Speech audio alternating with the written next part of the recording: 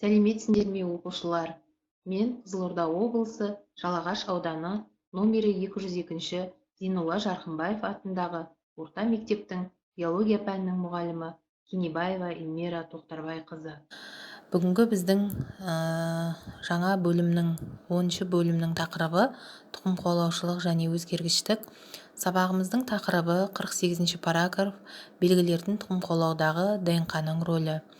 Бүгінгі сабақтың оқу мақсаты адам ағзасында тұқым қуалайтын және тұқым қуаламайтын белгілерді зерттеу. Генетика дегеніміз жалпы барлық тірі ағзаларға тән негізгі екі қасиетті тұқым қуалаушылық пен өзгергіштікті зерттейтін биология ғылымының басты бір саласы болып табылады.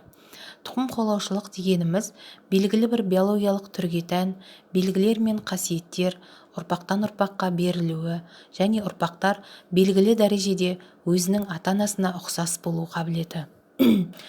Ал өзгергіштік дегеніміз ағзалардың бойындағы белгілер мен қасиеттердің әртүрлі факторлардың әсерінен өзгеруін айтамыз. Тұқым қуалаушылық пен өзгергіштік бір-бірімен қатар жүретін, бір жағынан бір-біріне қарама-қарсы өзара тығыз байланысты үдерістер болып табылады. Осы генетика ғылымына үлес қосқан ғалымдарға тоқталып кетейік. Генетиканың биология ғылымының жеке бір саласы ретінде қалыптасуына 19 ғасырдың екінші жартысында ашылған ірі ғылыми жаңалықтар себепші болды. 1865 жылы чех ғалымы Мендельдің өсімдік будандарымен жүргізілген тәжірибелер деген еңбегі жарық көрді. Ол тәжірибелері арқылы тұқым қуалаушылықтың негізгі заңдылықтарын қалыптастырды. Сөйтіп Мендель генетиканың негізін қалады.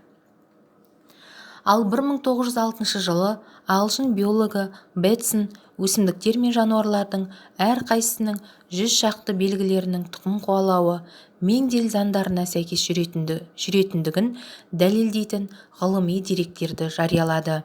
Сөйтіп Мендель ілімі ғылымнан берік орын алды. 1906 жылы Уильям Бэтсон жаңа ғылымның атын генетика деп атауды ұсынды. Енді балалар, бүгінгі сабақ түсінікті болса, әрі қарай, яғни сұрақтарға жауап береміз. Сабақты бекіту мақсатында біліміңді тексер бойынша мына сұрақтарға дәптерге жазбаша жауап береміз. Тірі ағзаларға тән тұқым қуалаушылық пен өзгергіштік деген қасиеттерді қалай түсінесіңдер? Екінші, ДНК-ға қатысты бірнеше қағиданы атаңыз. Үшінші, тұқым қуалау ақпараты дегеніміз не? Осы тақырыпқа байланысты қазіргі кезде әрбір биология чатына қазір видео жіберем. Сол видео бойынша біз жұмыс жасап осы сұрақтарға жауап береміз.